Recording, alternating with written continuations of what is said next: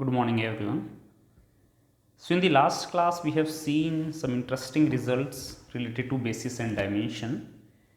Today, we will see some examples based on these results. So, this was the first result we discussed, that if S is Li set and V does not belongs to span S, which means V cannot be expressed as a linear combination of vectors of S, then S union V is Li. And then if S is Li and it has n vectors, which is the dimension of vector space V, then it forms a basis. We don't have to show that it spans V. Extend set S to form a basis of R4. So the first question is that why S itself cannot form a basis of R4? It is because dimension of R4 is 4 and S has 3 vectors v1, v2, v3. It means we have to add one more vector to S so that it forms a basis of R4. To add one more vector, we have to use the theorem which says that if S is itself Li and V does not belongs to span S, so two things need to be done. The first is when we are extending it, we need to check it is Li, and then we need to find a vector which does not belongs to span S. So step 1, Li. Check by yourself set S is Li. So I am not doing that. The next step is V. You need to find a vector V which does not belongs to span S. So write down span S. So span S is A times 0 0 0 3 plus B times 1 1 0 0 plus C times 0 1 minus 1 0 such that A, B, C are real numbers. So span S becomes first entry there 0, then it's B and then C 0. So B, then 0A plus 1B, 0A plus 1B plus 1C, so B plus C, 0A plus 0B minus C, and 3A plus 0B plus 0C. Now we need to find a vector that does not belongs to span S. So it means if I choose B is equal to 1, C is equal to 1, so the first entry 1, C is equal to 1 means the third entry is minus 1. Now the middle entry should be B plus C if you want that it should belong to span S. But I want a vector which does not belongs to span S. It means it should not be equal to B plus C. So other than B plus C, which is equal to 2, choose any entry, it won't belongs to span S. So choose 5. This can be anything. So this is my V. So now S dash, which is S union V, forms a basis of R4, which you get by extending set S. Extend set S to form two different bases for R cube. So this is an exercise. I am just giving you a hint. Dimension of R cube is 3. It means and S itself is Li because a singleton non-zero vector is there. So first you must add only one vector at a time, which means you need to find a vector V which does not belongs to span S. This gives you S dash, which is S union V. Again you find a vector U which does not belongs to span S dash, because now the third vector should not be expressed as a linear combination of already two vectors, then only the set remains Li. And then you get S double dash, which is S dash union U. S dash would have 3 vectors, therefore it is a basis of R cube containing set S.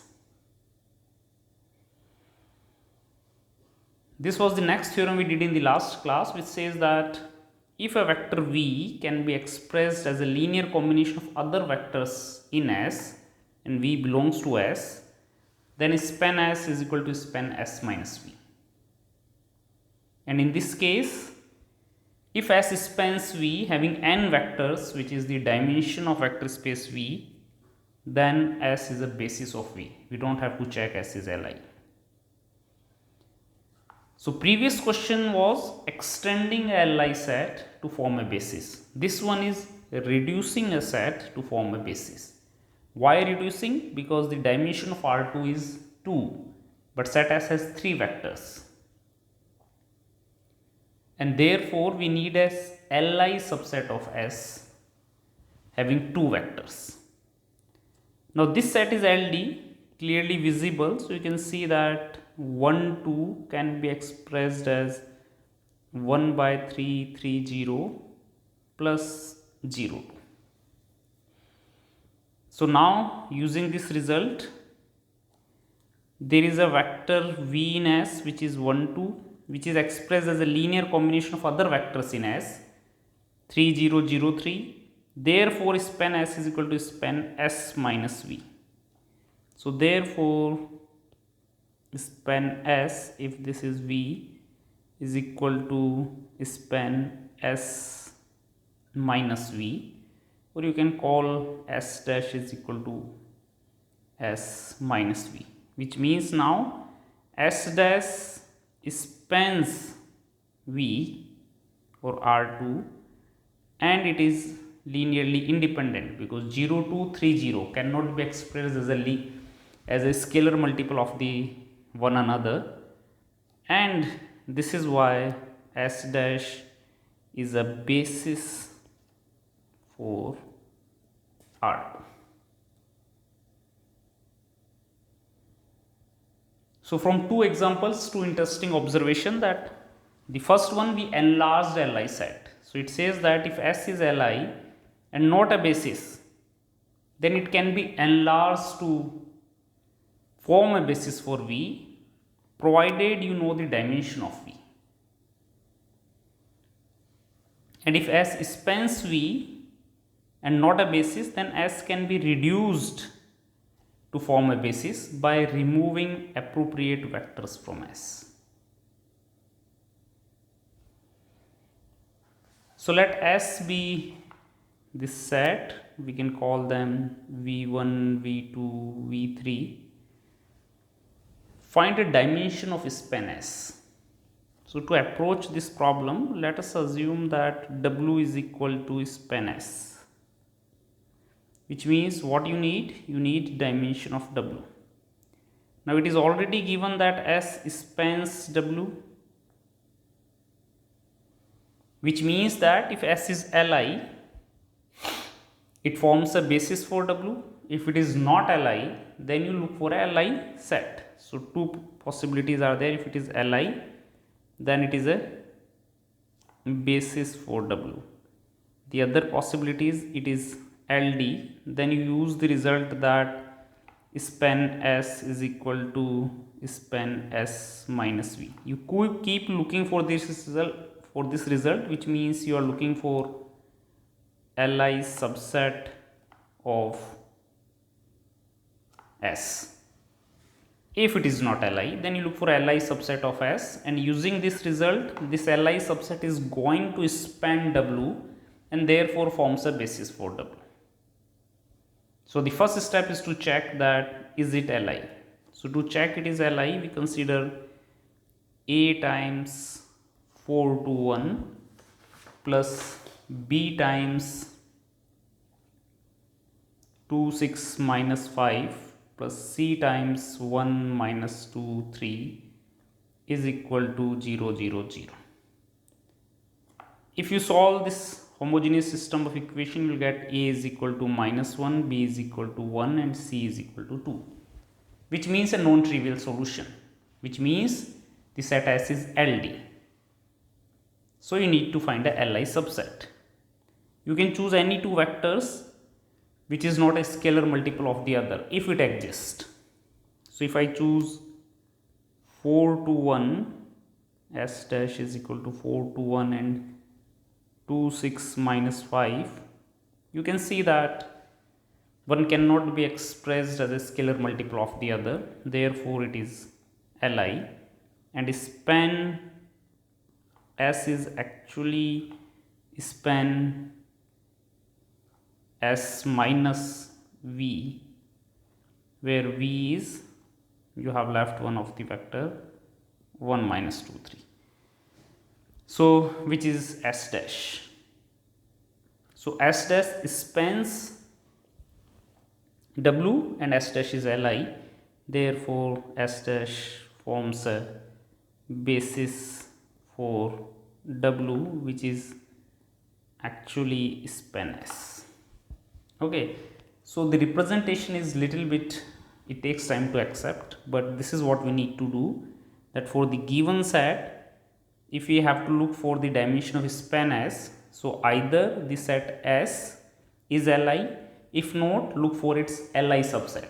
That Li subset would gives you the basis for span S, and from there you find the dimension. So here the dimension is 2.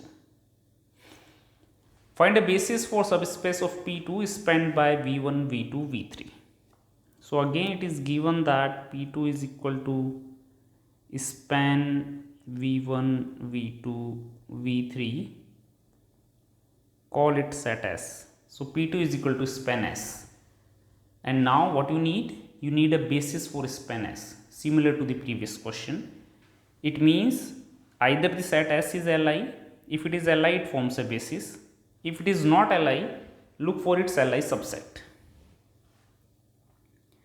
Now to check its Li, we can recall the theorem that the vectors are Li if their coordinate vectors are Li. So the coordinate vectors are minus 1, 1, minus 2, 3, 3, 6 and 9, 0, 0. Check by yourself, are they Li or not? The answer is yes, they are Li, and therefore S forms a basis for the subspace of P2. So actually, instead of directly writing P2 is equal to span V1, V2, V3, it's a subspace of P2 which is span of V1, V2, V3. Let U and W be the subspace of R5. Find a basis of U and W containing a basis of U intersection W. So in this question, first we need a basis for U intersection W. Then only we can find a basis for U and W. So U intersection W is all those vectors in R5 such that 5 conditions are satisfied. 3 conditions: A plus C minus 3D plus E is equal to 0, B minus C minus E is equal to 0, and A is equal to D. Now if you substitute A is equal to D in first equation, it becomes minus 2D plus C plus E is equal to 0. This is B minus C minus E is equal to 0. If you add them, then B minus 2D is equal to 0. That gives you B is equal to 2D. So A is equal to D, B is equal to 2D, then C remains C, D remains D, and E is equal to, from here, E is equal to B minus C, and B is equal to 2D. So this becomes 2D minus C, where C and D belongs to R. So clearly you can see two variables. From here you can find a basis of W intersection U, but you can directly also say that dimension is 2. So this can be written as D times 1, 2, 0, 1, 2 plus C times 0, 0, 1, 0, minus 1, where CD belongs to R. Okay, you can call them V1 and V2. So u intersection w is equal to span v1 v2, which is span s. Now you need to find a basis. So s is a basis, so s is a basis for u intersection w. Now you need to find a basis for w as well as u containing the basis, which means containing set s. It means you need to enlarge set s to form a basis of u and then to form a basis of w. To enlarge it, first you need the dimension of w as well as u. Let's compute the dimension of w. So w is equal to all those set such that a is equal to d and b minus c minus e is equal to 0, which is b is equal to c plus e. If you solve it, then it gives you a remains a, b is equal to c plus e, c remains c, d is equal to a and e. So now there are three variables a, c and e. So you can directly conclude from here that dimension w is equal to 3. Now set S has two vectors. You need to enlarge it to form a basis for w. So it means you need to find a vector v. Let me change the color. So you need to find a vector v that does not belongs to span S, but v belongs to w. Then only S union v will give you the basis for w. So does not belong to span S. Now this is actually span S, or this one you can say. So d 2d you can write here, that is span S looks like d 2d c d and 2d minus c. Okay, so a vector that does not belong to span S but that belongs to w. Now to belong to w, the first and fourth entry are same, and here also first and fourth entry are same. So let's keep them 1 1. Now this entry c and e are independent here, so I can give them any number, let's say 6 and 3. Now to belong it should not, this is 2d, so therefore this entry should be 2 to belong it to span S, but we don't want to belong it to span S. But to belong to w, it should be c plus e, which is 9. So this is vector v, and which means that S union v is a basis for w. Similarly, try to find the basis for u containing set S. The hint is dimension u is 4. It means you need to enlarge set S. You need to identify two vectors one by one. Each belongs to u, but first it won't belong to span S, and then it won't belong to S dash, which is S union u. So this is a result which you may have already observed. It says that if w is a subspace of v, subspace which means also subset, then dimension w should be less than equal to dimension v. This one is easy to observe because let's say that S is a basis for v. It means S spans v, which means S spans w, because w is a subset of v. So if every vector of v can be expressed as a linear combination of the vectors of S, then w has all those vectors which belongs to v. Therefore S spans v. Now there are two possibilities. S is Li. In this case dimension v is equal to dimension w.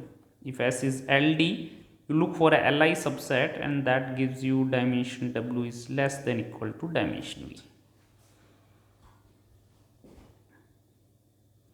The next one says that if W is a subspace and dimension W is equal to dimension V, it can only be possible when V is equal to W. Again, the simple observation here that if dimension V is equal to dimension W, then their basis should be same, U1, U2, Un. S must be a basis of V also and W also. Let's say it is a basis of V, but it is not a basis of W. Yes, then we have to either enlarge it or we have to reduce it to form a basis for W. But it is given that dimension V is equal to dimension W. It means that they must have the same basis.